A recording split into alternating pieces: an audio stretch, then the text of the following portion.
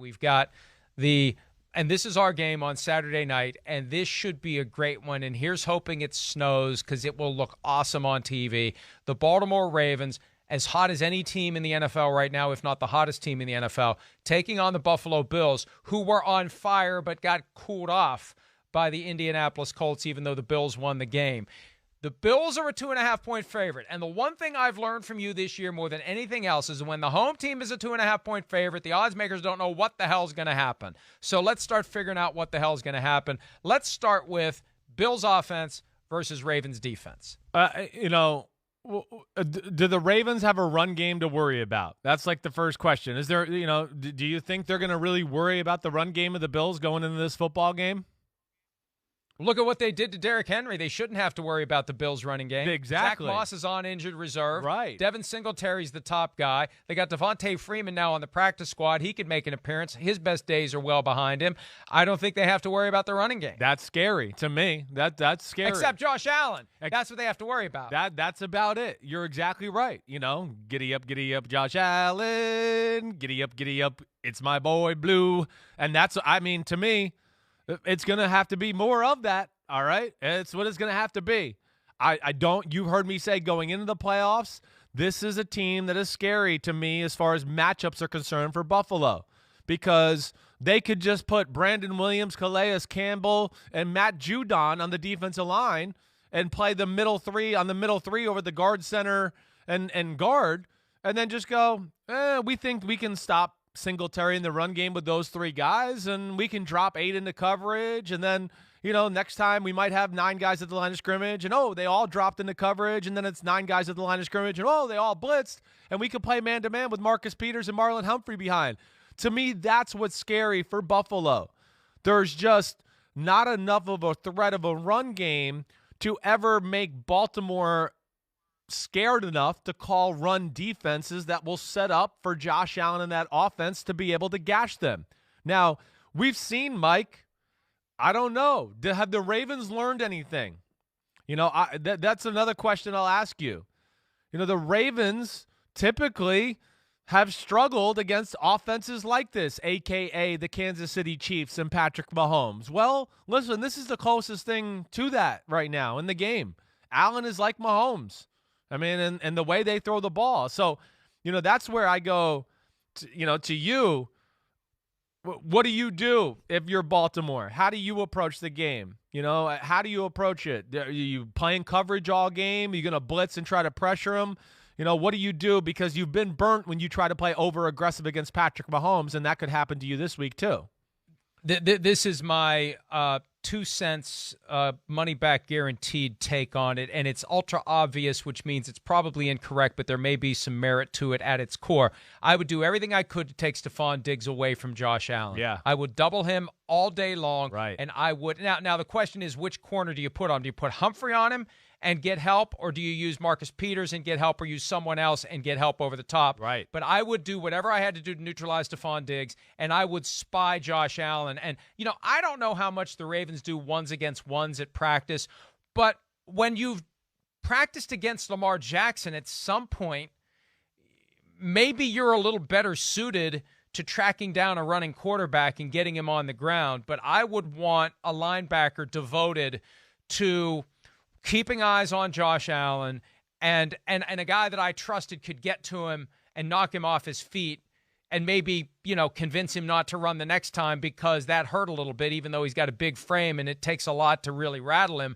I would want to have a guy tracking Josh Allen all day long and ready to swarm to him if he chooses to run the ball. Now, that leaves you 8 guys, to otherwise take care of the rest of the weapons the Bills have. But I think their only chance of slowing down that offense is to neutralize Stephon Diggs and be ready to get to Josh Allen before he can go vertical on you with his legs. I would agree totally. And and that's where I also look at Baltimore's a team too that they don't open up they're not like a great pass rushing team. They're a little bit of we just maul you and push the pocket, right? And I think that could be tough on Josh Allen too. He's best when there's some lanes to kind of move around and then he can dip out and get to the side or attack the line of scrimmage and run and do those things. This will be a Yannick Ngakoue game. This is the kind of guy that they got the ball to. This is why they traded for him. You know, it's the Josh Allen, the Patrick Mahomes game where, okay, yeah, we're the big bad Baltimore Ravens, but we've never had a guy that could chase these guys down, these passing mobile quarterbacks, and they've burnt us and buy time, and we always lose to them. This is why they got Yannick Ngakoue. We'll see. And I think you pose a really good question about the corner thing. You know, what do they do? How do they match up?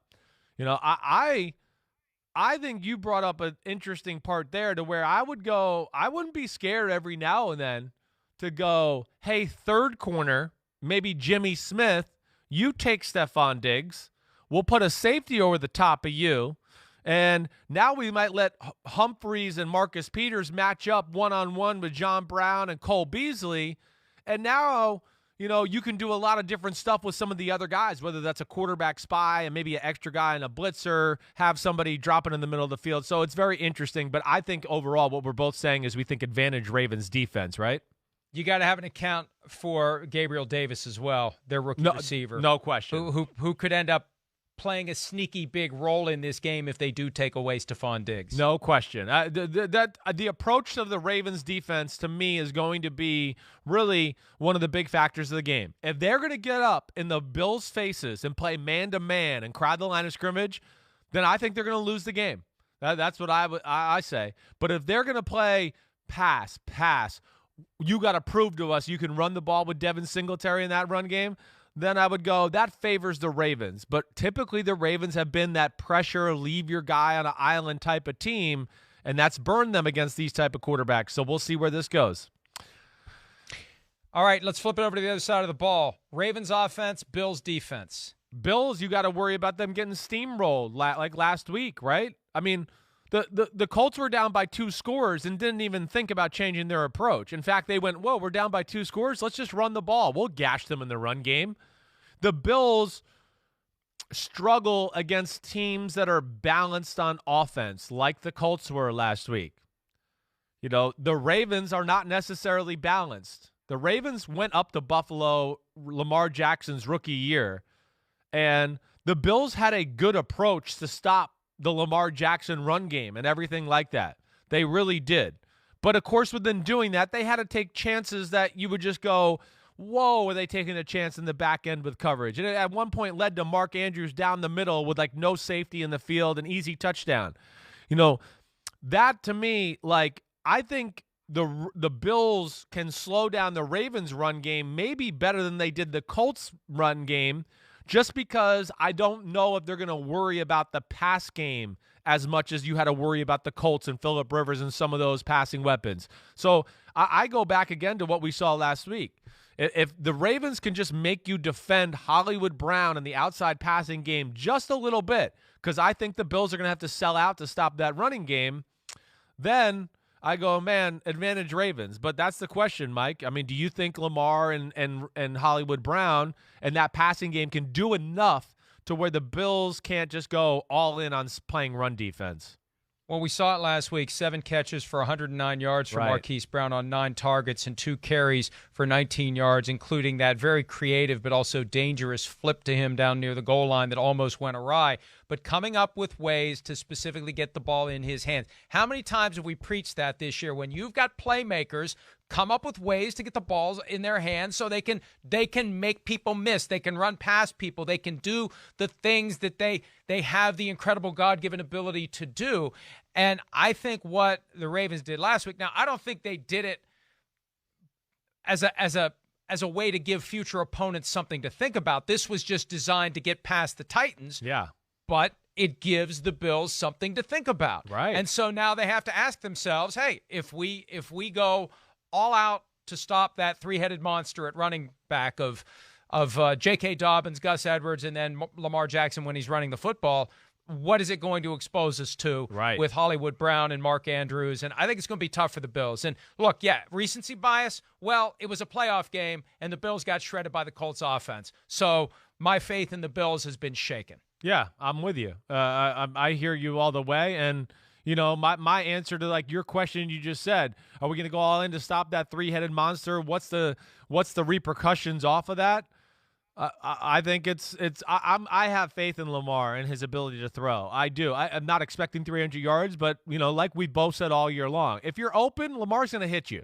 It's not like he's like he's a good thrower of the football. Is he a great? No, but he's a really good thrower of the football, and he's pretty smart with where he places the football. So I expect to see more of that Hollywood Brown, and I think it's a tough matchup. I think right now we're going. We talked about the Ravens as a complete football team. We talked about the Bills really as Josh Allen and a bunch of other good players. And that's where I'm going with the Ravens. And this one, a team that seems to be on a mission. They're hot. They believe themselves against the Bills, who are just getting into playoff world. And, yeah, they got a win last week, but you can't feel ultra confident about the way you played. I'm going Ravens 27-24, Mike. I am going Ravens 24-21. So we're in the same ballpark, almost the same score.